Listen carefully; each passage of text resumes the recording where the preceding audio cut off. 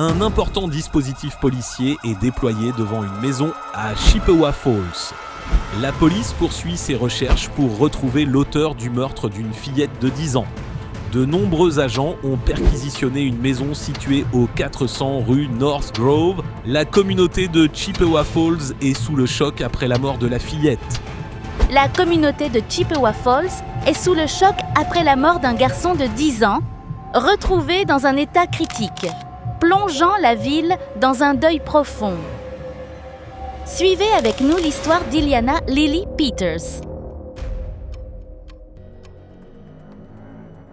Chippewa Falls est une petite ville du nord du Wisconsin, comptant environ 15 000 habitants. Son centre-ville plein de charme s'étend le long de la rivière Chippewa et abrite des restaurants familiaux, des brasseries artisanales historiques ainsi qu'un glacier apprécié depuis des générations.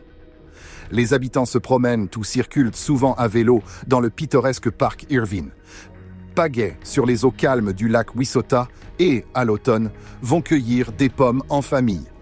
Avec ses quartiers paisibles et ses écoles bien notées, Chippewa Falls semble incarner le rêve américain, mais, comme nous le savons, même les villes les plus tranquilles peuvent être bouleversées par une tragédie.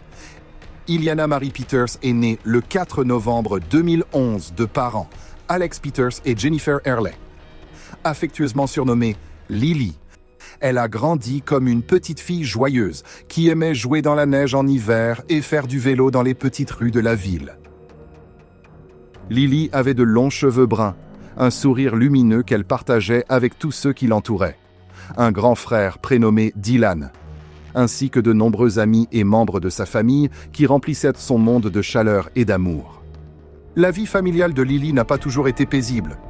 En 2019, sa mère, Jennifer, est apparue dans un reportage d'actualité locale après avoir été accusée d'avoir escroqué des membres de sa propre famille. Elle avait ouvert une carte de crédit au nom de sa mère et dépensé près de 8 000 $. De plus, Jennifer a déformé la réalité auprès de sa tante et de son oncle, leur laissant croire qu'elle pouvait leur obtenir un emploi dans un établissement de soins pour personnes âgées, dans le cadre de ce qu'elle présentait comme une procédure de candidature. Elle leur a demandé de fournir des informations financières personnelles ainsi que des numéros d'identification. Lorsque ces deux personnes ont quitté leurs emplois précédents pour s'installer à Chippewa Falls, elles ont découvert qu'aucun poste n'existait et que Jennifer elle-même n'avait jamais travaillé dans cet établissement. En conséquence, elles ont perdu entre 8 et 10 000 $ en raison de la perte de salaire et des frais de déménagement. Pour ces faits, Jennifer a fait face à 5 infractions légales, notamment la falsification de documents et l'utilisation abusive d'informations personnelles. Durant sa période de probation, elle a été contrainte de s'installer à Balsam Lake, une ville située à environ 60 miles de Chippewa Falls. À cette époque, Lily vivait avec son père et son frère aîné dans une maison située sur East Birch Street. Cependant, même ce petit foyer n'était pas épargné par les difficultés, car son père, Alex Peters, avait un passé judiciaire. Il avait fait l'objet de plusieurs condamnations liées à l'alcool et aux substances contrôlées, dont plusieurs sanctions pour conduite sous l'influence, en dehors de la vie auprès de son père. Lily rendait fréquemment visite à sa tante, qui habitait à quelques pâtés de maison sur North Grove Street. Sa tante, Laurie Davis, avait des antécédents judiciaires impliquant des substances contrôlées ainsi qu'un conflit familial passé avec son ex-mari. Laurie vivait alors avec son compagnon, John Rindall, qui était soupçonné d'avoir été impliqué dans des activités malhonnêtes. Malgré un environnement familial fragmenté, Lily se distinguait comme une petite fille brillante, vive et intelligente. On la voyait souvent faire du vélo dans la ville, son sourire rayonnant réchauffant le cœur de tous ceux qui la croisaient. Dans une publication sur les réseaux sociaux, sa mère décrivait sa fille comme une enfant d'une joie pure, jamais ternie. Elle écrivait que Lily dégageait un immense champ d'énergie, perceptible dès l'instant où elle entrait dans une pièce. Elle était presque imperméable aux influences extérieures et restait toujours elle-même, de manière forte et authentique, bien que de petite taille. Son cœur était grand ouvert, elle était bienveillante, étonnamment mûre pour son âge, et partageait son affection avec tous, sans distinction. Cette manière d'être la rendait véritablement spéciale. À l'âge de 10 ans, Lily était élève de 4e année à l'école primaire Parkview. Dans un exercice de poésie intitulé « I wish », je souhaite, elle exprimait des aspirations simples et profondément humaines. Je souhaite pouvoir sauter assez haut pour toucher les étoiles. Je souhaite qu'il n'y ait que le printemps et l'été, pas l'automne ni l'hiver. Je souhaite que les gens se traitent avec gentillesse. Je souhaite que tout le monde sache se respecter. Je souhaite que les gens arrêtent de jeter des déchets. Je souhaite la paix dans le monde. Et je souhaite que ce soit toujours l'été. Le dimanche soir, 24 avril 2022, aux alentours de 21h, le père de Lily, Alex Peters, a contacté la police pour signaler sa disparition. Plus tôt dans la journée, vers 16h, Lily avait été vue pour la dernière fois quittant le domicile de sa tante, situé sur North Grove Street, afin de rentrer chez elle. Elle n'est toutefois jamais arrivée à destination. Bon après-midi et merci d'être venu. Je m'appelle Matthew Kelm et je suis le chef de la police du service de police de Triple Falls. Ceci est une mise à jour concernant une affaire de personnes disparues qui a été signalée pour la première fois vers 21h hier soir. Le service de police de Triple Falls a reçu un signalement indiquant que Hill, Brianna, Lily et Peters, H-Town, étaient d'un porté disparu de la ville de Falls. Son père a signalé à la police qu'elle n'était pas rentrée à la maison après avoir rendu visite à sa tante au 400 North Grove Street. Des agents ont ensuite retrouvé une bicyclette dans les bois près du sentier de promenade entre l'extrémité de North Grove Street et le parking d'Alina Kingsbury. Plusieurs agences et ressources ont été mobilisées pour aider aux recherches de Lily et... La nouvelle a plongé toute la famille dans une inquiétude extrême. Et les autorités ont immédiatement lancé des recherches. Vers 23h, alors qu'il était à la recherche de sa fille, Alex a découvert le vélo de Lily abandonné sur le sentier de Duncan Creek. Actuellement, nous traitons cela comme une enquête pour homicide. Nous n'avons procédé à aucune arrestation à ce stade et nous continuons à donner suite à diverses pistes. Le service de police de Triple Falls bénéficie de l'assistance de nombreuses agences. Et nous sommes prêts et nous travaillerons avec diligence et sans relâche sur cette affaire. Nous encourageons toute personne disposant d'informations à contacter le service de police de Triple Falls et à rester vigilante, car le maintien de l'intégrité de cette enquête en cours est crucial pour la sécurité publique. Je ne peux fournir aucun autre détail pour le moment. Je prévois une autre conférence de presse vers 17h cet après-midi. Nous adressons nos plus sincères condoléances à la famille et aux amis de Lily Peters en cette période difficile.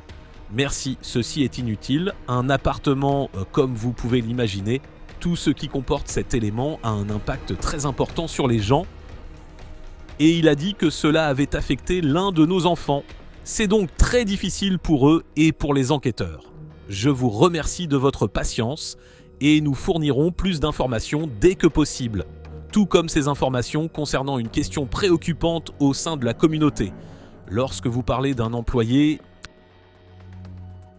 Un sentier pédestre étroit serpente à travers un bois dense, reliant l'extrémité de North Grove Street au parking de la brasserie Lane & Kugel's Lodge.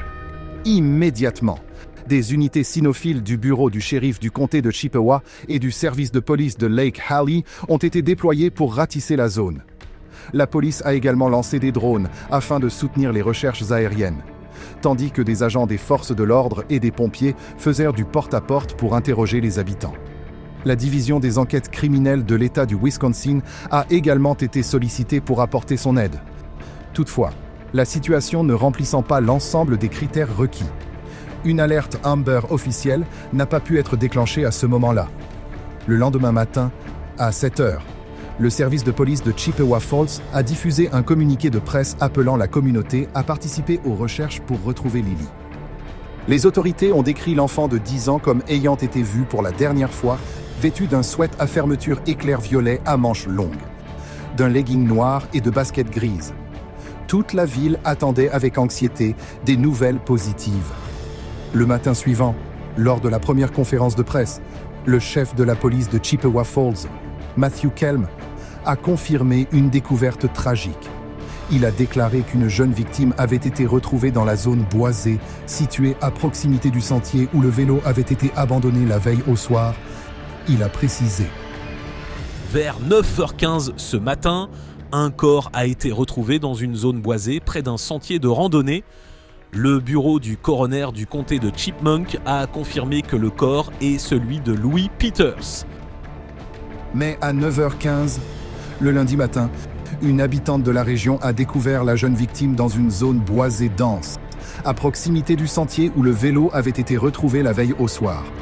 Au moment de la découverte, la scène présentait plusieurs éléments inhabituels, un détail qui n'a fait qu'accentuer la stupeur de la communauté. Les forces de l'ordre ont rapidement établi qu'il s'agissait d'un incident grave. Toutefois, à ce stade, elles n'ont pas communiqué d'informations supplémentaires et ont invité les habitants à transmettre tout renseignement utile via une ligne téléphonique dédiée afin de soutenir l'enquête. Le décès de Lily a plongé la ville de Chippewa Falls dans un état de choc sans précédent. Cette incrédulité initiale s'est rapidement transformée en peur. L'identité du suspect demeurant inconnue et celui-ci étant toujours en fuite. Frank, aucun mot ne peut décrire la tragédie d'un enfant comme celui-ci. La police dit qu'elle croit que Lily Peters, âgée de seulement 10 ans, comme vous l'avez mentionné, a été victime d'un homicide.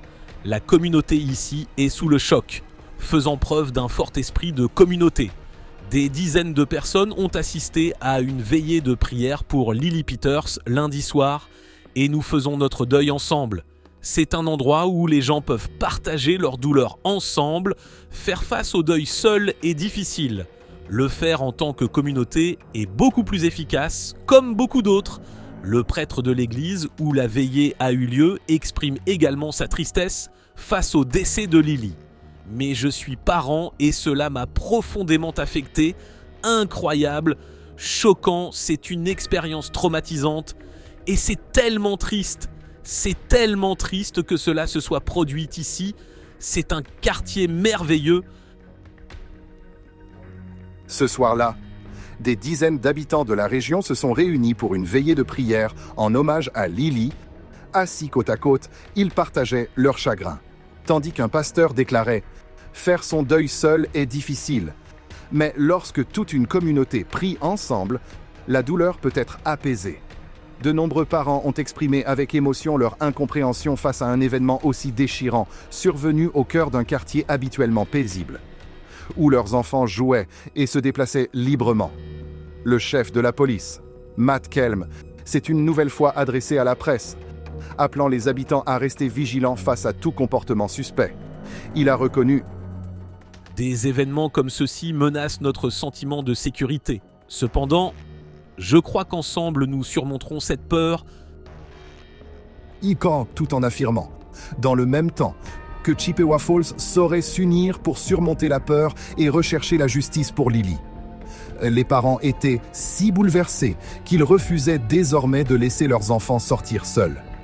Une habitante a confié avec franchise « D'après ce que nous savons, cela aurait pu être n'importe qui dans ce quartier. » Une voisine de Grove Street se souvenait que, cet après-midi-là, entre environ 13h et 15h, elle avait vu Lily jouer avec un cousin. Le garçon avançait sur un overboard, les mains derrière le dos, tandis que Lily, chaussée de rollers, s'agrippait à lui, tous deux glissant dans la rue dans un éclat de rire.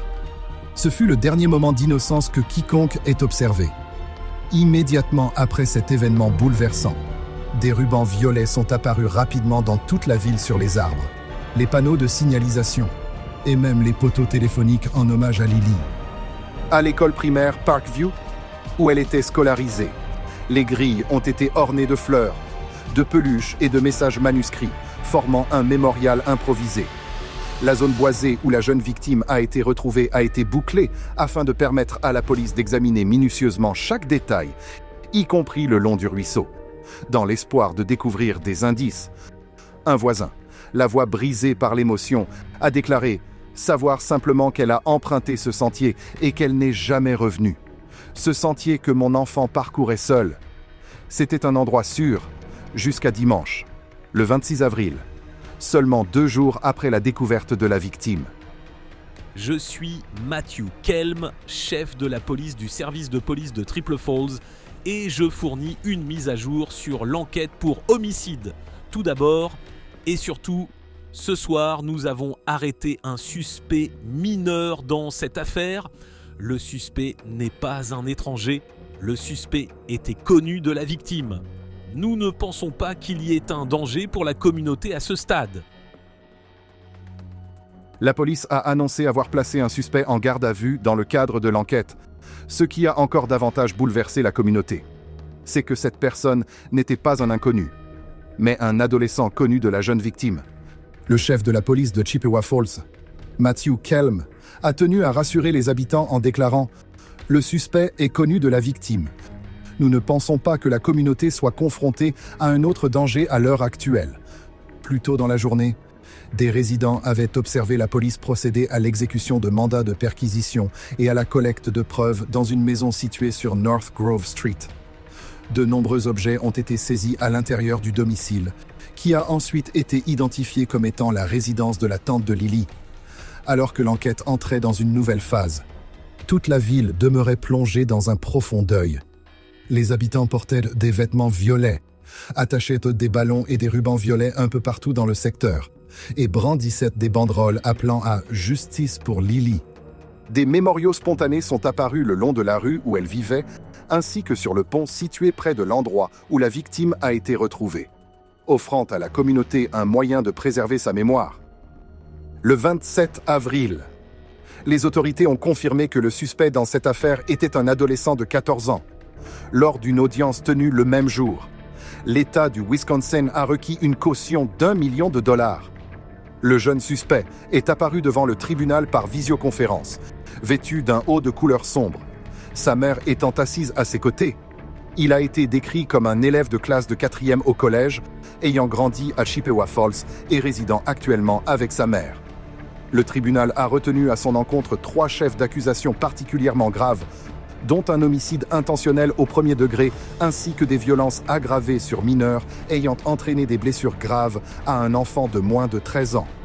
Le juge a validé le montant de la caution d'1 million de dollars et a émis des ordonnances strictes interdisant aux suspects tout contact avec des enfants pendant la durée de la procédure judiciaire. Le rapport médico-légal concernant Lily n'avait pas encore été rendu public, mais le 28 avril, les autorités ont annoncé la cause du décès. Les conclusions indiquent qu'elle est décédée à la suite d'un impact violent au niveau du cou et d'un traumatisme contondant important. L'examen a également mis en évidence la présence d'éléments biologiques suspects, ainsi qu'une blessure au dos de la victime. Étant donné que le suspect est âgé de seulement 14 ans, son identité n'a pas été officiellement divulguée. Dans les documents judiciaires, il est désigné uniquement par les initiales CEB. Le suspect est actuellement détenu au centre de détention pour mineurs Northwest Juvenile Detention Center, à Eau Claire, dans l'attente des prochaines audiences. Selon la plainte pénale, le 26 avril, la police a interrogé l'adolescent au cours de cet entretien. Il a reconnu une implication directe dans le décès de Lily. Lors de l'interrogatoire, le suspect a déclaré que, ce jour-là, Lily s'était rendue au domicile de sa tante pour récupérer son vélo et qu'il était sorti avec elle. Il a reconnu avoir eu l'intention de commettre un acte répréhensible et de faire du mal à Lily. Dans sa déclaration, il a affirmé avoir nourri des pensées visant à porter atteinte à la victime, après avoir quitté la maison de la tante de Lily. Celle-ci circulait à vélo, tandis que le suspect se déplaçait en overboard, et tous deux se sont engagés sur le sentier situé à proximité de la zone boisée. Une fois sur place, il a attiré Lily hors du chemin principal, à cet endroit. Il l'a agressée, provoquant sa chute et lui faisant perdre toute capacité de résistance. Puis a poursuivi des actes violents qui l'ont rendue inconsciente. Il a ensuite continué jusqu'à ce que Lily ne réagisse plus. Selon les documents d'enquête, des éléments indiquent qu'il a poursuivi des actes répréhensibles par la suite, ce qui a profondément choqué et indigné la communauté de Chippewa Falls. Ces aveux ont laissé toute la ville sous le choc, suscitant un sentiment d'horreur face à la gravité des faits. Le suspect a déclaré qu'il avait alors paniqué et quitté les lieux. De retour chez lui, Il a tenté de détruire des preuves en nettoyant ses vêtements et ses effets personnels. Lorsque la nouvelle des recherches pour retrouver Lily s'est répandue, il est revenu sur les lieux et a déplacé la victime vers un endroit plus isolé, la recouvrant de matériaux naturels afin d'éviter qu'elle ne soit découverte. Le mandat de perquisition concernant le domicile de la tante de Lily n'ayant pas été rendu public. Le public n'a pas pu savoir précisément ce qui a conduit la police à cette adresse. Toutefois, plusieurs sources indiquent qu'un indice apparu sur les réseaux sociaux aurait joué un rôle important. Sur Reddit, un utilisateur nommé h-SliceNation 4 a laissé un commentaire dans une discussion consacrée à l'affaire. Il a écrit « Ce qui est effrayant, c'est que je jouais à Pokémon Go dans le parc ce jour-là, en marchant exactement sur ce même sentier. J'ai l'estomac noué en pensant que j'ai vu cette fille portant un sweat à capuche rose/violet, à vélo, avec un autre enfant, alors que je quittais les lieux.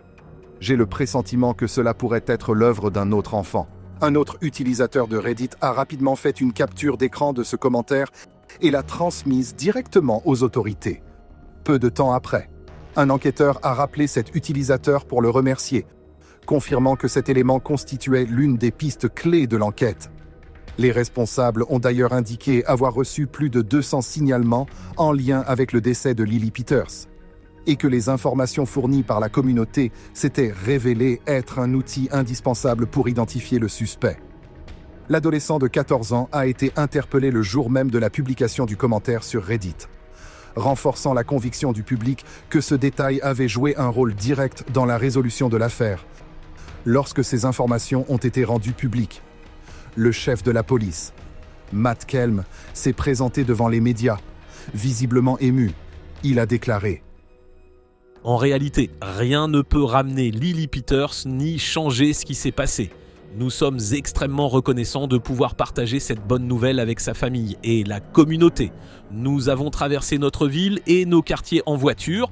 Nous pouvons voir les rubans violets et honnêtement, je ne m'attendrais à rien de moins de la part de cette communauté heureuse, fausse. La Chippewa Valley et les communautés environnantes. Un travail considérable a été accompli dans le cadre de cette enquête par une grande équipe d'enquêteurs, y compris des enquêteurs fédéraux, de l'État, du comté et locaux.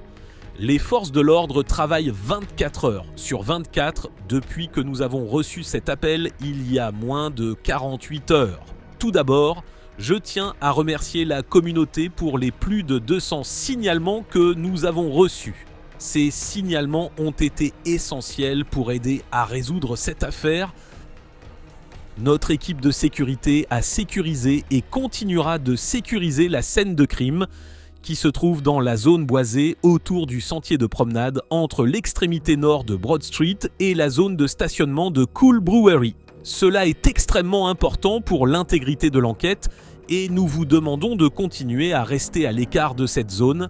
Le laboratoire criminel du département de la justice du Wisconsin a traité la scène de crime la nuit dernière. À ce moment-là, le corps de Lily Peters a été pris en charge par le bureau du médecin légiste. Une autopsie est en cours dans le cadre de la procédure médico-légale standard. Les enquêteurs ont exécuté un mandat de perquisition au 422 North Grove Street. Des preuves ont été recueillies et des entretiens supplémentaires ont été menés. C'est toutes les nouvelles informations dont je dispose à ce moment-là. Il reste encore beaucoup de travail à faire. Veuillez contacter la ligne d'assistance si vous avez des informations que vous pensez que nous devons connaître. Le numéro est le 1-800-263-5906. Encore une fois, 800-263-5906. La ligne téléphonique restera ouverte jusqu'à midi demain. Après cela, vous pourrez contacter le numéro non urgent du service de police. Nos pensées accompagnent la famille pendant cette période difficile. Nous demandons à chacun de les garder dans ses pensées et de respecter la vie privée de tous. L'enquête est toujours en cours. Je veux citer certaines des agences impliquées dans cette affaire. Aujourd'hui, nous avions plus de 70 agents travaillant sur cette enquête. De plus, nous avons reçu le soutien de 20 agences, y compris le département de la justice, le DCI, le FBI, le laboratoire criminel du Wisconsin, le service de police de Menominee, Delta et le service de police, le bureau du shérif du comté, le service de police de Cornell, le service de police de Ladysmith, Eau Claire County, Duncan, Ross County, Ship, Oconee, la patrouille d'État du Wisconsin, Scotts et le DNR, l'agence de gestion des urgences du comté du Wisconsin, et les services de soutien aux victimes du comté de Scott, ainsi que le soutien que nous avons reçu des bureaux communautaires tout au long de cette période. Le soutien aux premiers intervenants tout au long de cette enquête et de cette réponse à l'incident a vraiment été incroyable. Comme je l'ai dit, il s'agit toujours d'une enquête en cours à ce stade. Mais je peux répondre à votre question si elle est liée. Je ne peux fournir aucune information supplémentaire au-delà de ce que j'ai déjà partagé. Vous savez, je ne veux rien dire au sujet d'un suspect en particulier. Non. À qui appartient cette maison ? Vous devez faire ça. 422 North Street. Donc peut-être que quelqu'un a été placé en garde à vue. Vous ne pouvez pas. Vous avez publié pour 2021, c'est là que le mandat de perquisition a été exécuté. Cela signifie fournir plus d'informations. La photo que j'ai publiée, pas à ce niveau. Alors, où se trouve l'adresse du suspect ? Je n'ai actuellement pas cette information à fournir. Il a été testé positif. À quoi servait ce mandat de perquisition des informations liées à James ? Alors, où est le suspect en ce moment ? Il est en prison. Y a-t-il un établissement spécifique où le suspect est détenu ? Je ne suis pas sûr exactement où le suspect est détenu. Mais il est en garde à vue ? Quoi ? Allez-vous me demander de payer des frais pour éviter ça ? Je n'ai pas cette information. Je demande seulement parce que je ne suis pas sûr. L'âge, vous savez, nous ne savons pas si c'est un homicide au premier degré ou non. Ou premier, pouvez-vous fournir plus d'informations sur le lieu ? Soupçonnez-vous un lien avec l'homicide ? Il y a très peu d'indications montrant le trajet de cet homme. Oui, je ne peux pas répondre à cela. Je devrais renvoyer cela au bureau du procureur du comté. Jusqu'à présent, personne de votre côté ni personne d'autre n'a parlé avec Wade. Je viens d'en être informé récemment. Le bureau du procureur du comté a été impliqué dans cette affaire du début à la fin. Donc, si vous n'avez rien de lié, la famille sait aussi que le suspect a été retrouvé dans la ville. Les gens qui vivent dans la ville ne vont pas essayer de sauver la ville. Chaque fois que je regarde ça, dans quelle ville le suspect a-t-il été arrêté ? Je vais répondre à une dernière question. Y a-t-il une raison de croire que quelqu'un d'autre est impliqué ? Ou pensez-vous que votre niveau de confiance a augmenté ? Je crois fermement qu'il n'y a plus aucun danger pour la communauté à ce stade. Merci. Madame. Bien que la police ait initialement refusé de révéler l'identité du suspect dans l'affaire Lily, la communauté a rapidement commencé à reconstituer les éléments manquants. D'après les documents judiciaires, il était établi que l'adolescent de 14 ans était désigné par les initiales C.P.B. Or, la tante de Lily, Laurie Davis, avait un fils du même âge prénommé Carson Peters Berger, au 28 avril, soit quelques jours seulement après le décès de Lily Peters. Les médias ont largement relayé une information déterminante. La personne impliquée n'était autre que le cousin de la victime, Carson Peters Berger. Né en 2008, Carson est le fils de Laurie Davis et d'un ancien compagnon nommé Adam Burger. La relation entre Laurie et Adam s'est terminée lorsque Carson n'avait que 2 ans et a été marquée, par la suite, par des conflits persistants. Laurie avait précédemment engagé une procédure judiciaire contre Adam pour une pension alimentaire et le tribunal avait prononcé une ordonnance restrictive limitant les contacts d'Adam avec son fils, sauf sous supervision. En 2017, alors que Carson avait 8 ans, Adam a été aperçu près du domicile de Laurie. Lorsque celle-ci s'est approchée, Adam a fait marche arrière avec son véhicule et l'a percuté, la faisant chuter au sol devant son fils. Laurie a par la suite signalé l'incident à la police. Tandis qu'Adam continuait à faire l'objet de violations légales plus graves, Laurie a été heurtée et est tombée, passant par-dessus l'avant du véhicule et se retrouvant momentanément incapable de se relever.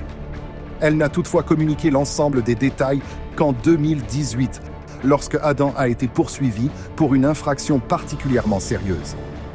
Au cours de l'enquête, les autorités ont découvert que les appareils électroniques d'Adam Burger contenaient des contenus inappropriés impliquant des mineurs, notamment plusieurs commentaires offensants ainsi que quelques images modifiées comportant son visage incrusté. Lors de la perquisition de son domicile, la police a également mis au jour du matériel associé à l'usage de substances, dont des pailles communément liées à des stimulants en poudre. Sur la base des éléments recueillis, Adam Burger a été condamné à 3 ans de prison et a purgé sa peine à l'établissement pénitentiaire d'Oshkosh, avant d'être libéré sous condition en avril 2021. À sa sortie, il a été placé sous une surveillance stricte et s'est vu interdire tout contact avec Carson Peters Berger sans encadrement. Durant son incarcération, Adam avait écrit plusieurs lettres demandant à pouvoir rendre visite à son fils de 12 ans sans accompagnement, qualifiant Carson de « la plus belle chose de sa vie ». Mais ces demandes ont été rejetées par le tribunal. Selon la grand-mère de Carson, Mary, la période d'incarcération de son père a plongé l'adolescent dans une profonde détresse émotionnelle. Elle a déclaré « Carson n'était pas heureux pendant l'absence de son père. Lorsqu'il était avec sa mère, il ne semblait jamais joyeux. Il ne souriait pas, restait silencieux, regardait constamment le sol et parlait à peine. » Cependant, les dossiers de l'affaire demeurant sous scellé, le public ignore encore ce qui a conduit Carson Peters Berger à prendre la décision grave et tragique ayant entraîné le décès de sa cousine, Lily Peters. Tout ce que l'on sait, c'est que cet événement bouleversant s'est produit et rien ne peut en changer la réalité. Le suspect a abusé de la confiance de Lily Peters pour l'attirer dans un endroit isolé en ce funeste après-midi d'avril. Et cette trahison a conduit à la perte dévastatrice d'une fillette de 10 ans. Dans les jours qui ont suivi, la ville de Chippewa Falls est restée sous le choc à mesure que de nouvelles révélations sur l'affaire apparaissaient. Le maire, Greg Hoffman, a indiqué avoir reçu d'innombrables courriels et appels en provenance de différents États, tous exprimant leur tristesse et adressant des prières à la communauté. En hommage à Lily, le 29 avril a été proclamé journée commémorative et de justice pour Lily Peters. Un magasin Ace Hardware local a distribué des centaines de lumières violettes afin que les habitants puissent les accrocher sur leur porche, transformant la ville, à la nuit tombée, en une mer de lumière. Le propriétaire du magasin, Joel Jacobson, a précisé que plus de 400 lumières avaient été distribuées en seulement 20 minutes et que 600 autres avaient rapidement été récupérées par les habitants en attente. La vision de Chippewa Falls, illuminée de violet, est ainsi devenue une image symbolique de la solidarité et du deuil collectif de la communauté. Pendant ce temps, Carl Smieja, un autre commerçant local, a commencé à vendre des articles commémoratifs tels que des badges, des autocollants, des panneaux pour jardin et des vêtements portant le nom de Lily.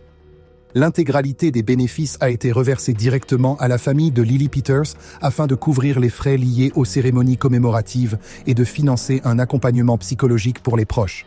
Le commerçant, également père de 3 filles, a décrit sa réaction à l'annonce du décès de Lily comme un choc total. « J'ai été complètement bouleversé. J'ai commencé à pleurer en pensant à mes filles. Je les ai appelées immédiatement et j'ai demandé à l'une d'elles « Est-ce que je t'ai assez serré dans mes bras ?»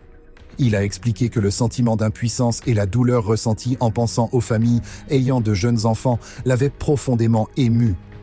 L'histoire de Lily s'est rapidement propagée à travers les États-Unis.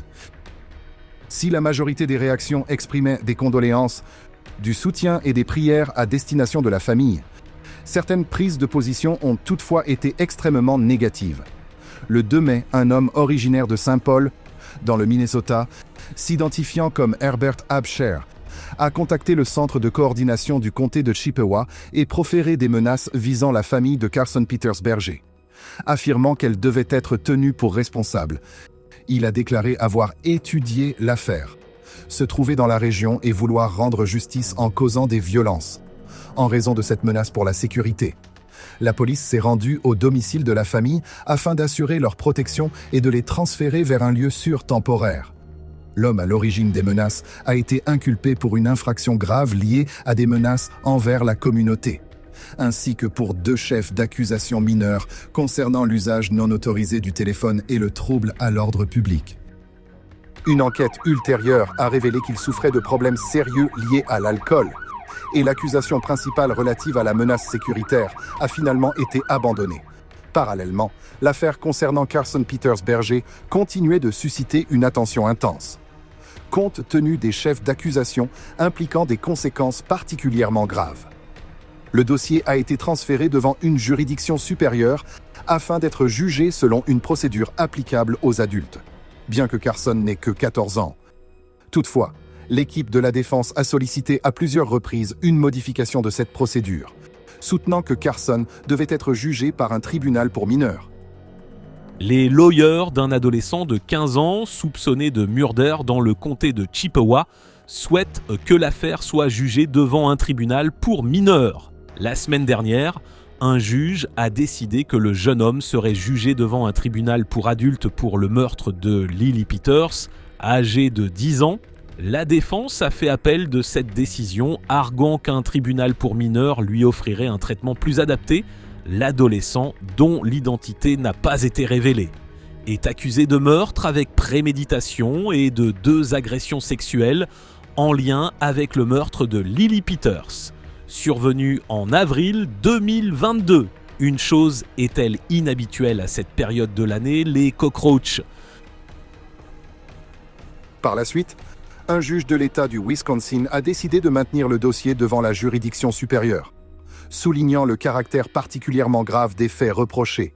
Toutefois, l'équipe de la défense n'a pas accepté cette décision et a interjeté appel, estimant que le système de justice pour mineurs offrirait un cadre plus adapté afin que Carson puisse bénéficier de soins et d'un suivi psychologique.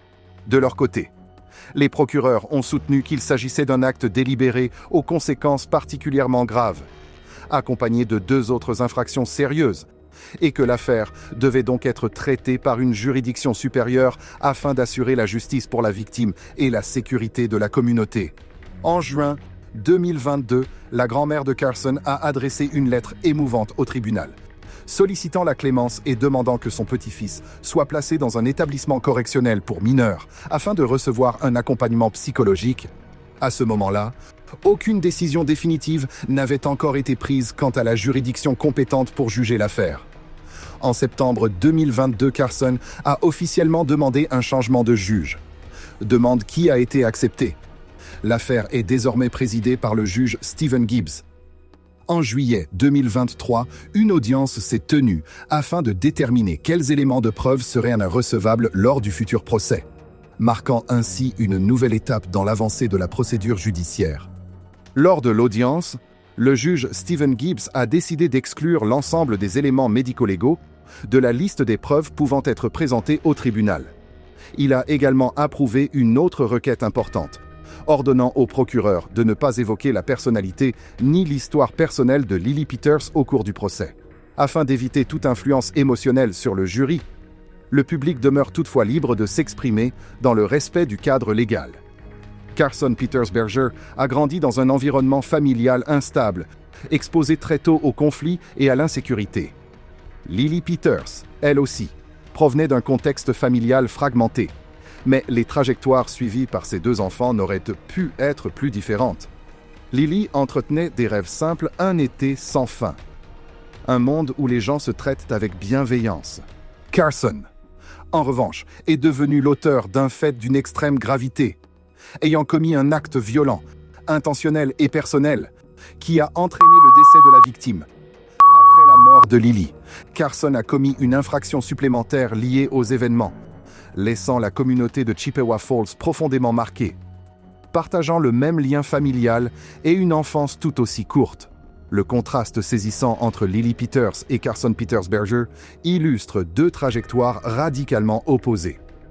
Les détails concernant la cérémonie commémorative et les funérailles de Lily Peters n'ont pas été rendus publics par la famille, mais les hommages se sont multipliés. À Chippewa Falls, un groupe de mères de la communauté a uni ses efforts pour installer 5 bancs commémoratifs, peints en violet, ornés de fleurs artificielles et gravés des mots « In Memory of Lily Peters ». Ces bancs ont été placés dans des lieux qui avaient une signification particulière pour Lily, notamment l'église qu'elle fréquentait et son glacier préféré. Le 4 novembre 2022, date à laquelle Lily aurait dû fêter son 11e anniversaire.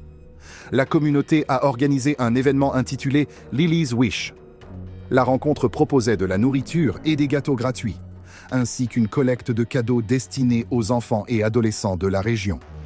Les participants étaient invités à apporter un petit présent à offrir, prolongeant ainsi le vœu simple que Lily avait exprimé dans son poème « Un monde où les personnes se traitent avec gentillesse ».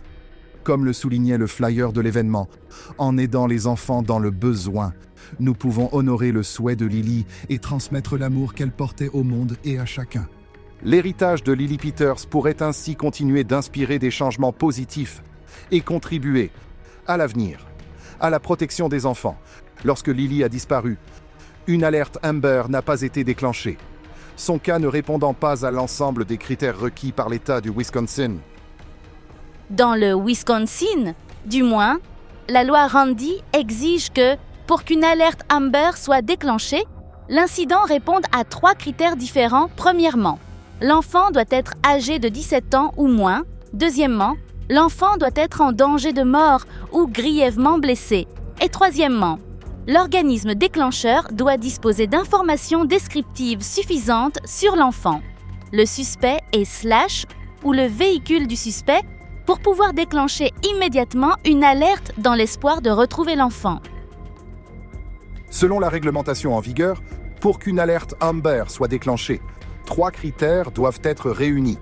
La victime doit être âgée de moins de 17 ans, être exposée à un risque sérieux pour sa sécurité personnelle, et les enquêteurs doivent disposer d'informations suffisantes concernant la victime, le suspect et tout véhicule associé, permettant de penser qu'une diffusion immédiate aiderait à les localiser. Dans le cas de Lily, des données essentielles faisaient défaut, et ces critères n'ont donc pas été remplis. À la suite du décès de Lily, cette lacune a conduit au lancement d'une pétition visant à créer un nouveau système d'alerte baptisé Lily Alert. Contrairement à l'alerte Amber, ce dispositif reposerait sur des critères plus souples et pourrait être activé à l'échelle locale ou de l'État, afin d'augmenter les chances de protéger et d'aider les enfants en danger. En juin 2022, des législateurs et des représentants des forces de l'ordre se sont réunis pour discuter de la mise en place de Lily Alert. Mais aucune décision définitive n'a, à ce jour, été prise. Néanmoins, la pétition a déjà recueilli plus de 195 000 signatures. Le décès de Lily Peters demeure un événement très récent et l'histoire est loin d'être terminée. Dans les mois, voire les années à venir, l'opinion publique suivra le procès de Carson Petersberger afin de déterminer s'il sera jugé comme un adulte. S'il est renvoyé devant une juridiction supérieure, Carson pourrait encourir les peines les plus sévères prévues par la loi du Wisconsin. À l'inverse, si l'affaire est traitée par le système judiciaire pour mineurs, la sanction serait nettement plus légère, une issue que beaucoup estiment ne pas refléter pleinement la gravité des faits. Alors que la communauté attend toujours une réponse à la question fondamentale de savoir si justice sera rendue pour Lily, une chose demeure certaine et à la portée de tous dès aujourd'hui, suivre le souhait simple que Lily avait un jour formulé, se traiter les uns les autres avec bienveillance. Le décès de Lily Peters constitue une tragédie qui a bouleversé à la fois la ville de Chippewa Falls et l'ensemble du pays. Victime âgée de 10 ans, porteuse de rêves simples faits de bienveillance et d'un été sans fin. Elle a vu son avenir brisé par le cousin même en qui elle avait placé sa confiance. Les actes de Carson Petersberger ne représentent pas seulement une infraction d'une extrême gravité, mais aussi une profonde trahison de la confiance envers la famille, la communauté et les valeurs fondamentales de l'humanité. Aucune raison ne saurait justifier qu'un enfant innocent soit transformé en victime d'actes graves et dangereux. Pourtant, au cœur de cette obscurité, l'héritage de Lily continue de rayonner. Des rubans violets aux bancs commémoratifs, en passant par la pétition appelant à la création de Lily Alert. Chaque hommage reflète l'amour que la communauté lui porte et la volonté collective de provoquer un changement afin de mieux protéger les enfants vulnérables. Il ne s'agit pas seulement d'une affaire de true crime, c'est aussi un rappel puissant de la fragilité de l'enfance et de l'importance d'un système de protection de l'enfance efficace. Nous ne savons pas encore si le procès à venir rendra justice à Lily, Mais une chose est claire, la communauté ne peut rester indifférente. Et chacun d'entre nous doit faire partie du réseau qui protège les enfants. En se souvenant de Lily, nous pleurons non seulement une jeune vie perdue, mais nous nous engageons également à transformer ce chagrin en action afin qu'une telle tragédie ne se reproduise jamais, chers amis. Merci d'être restés avec moi tout au long de cette histoire éprouvante qui devait être racontée. Lily Peters mérite d'être rappelée non seulement comme un symbole de l'importance de la protection des enfants, mais aussi comme un rappel que cette responsabilité nous incombe à tous. Si vous estimez que la mémoire de Lily mérite d'être entendue, je vous invite à aimer cette vidéo, à la partager et à vous abonner à la chaîne. Chaque interaction contribue non seulement à diffuser ce message, mais aussi à construire une communauté plus forte, une communauté unie, pour rechercher la justice pour Lily et prévenir d'autres tragédies déchirantes. Laissez un commentaire selon vous. Quel changement la société doit-elle mettre en place pour que des affaires comme celle de Lily Peters ne se reproduisent jamais? J'ai sincèrement envie de connaître votre avis.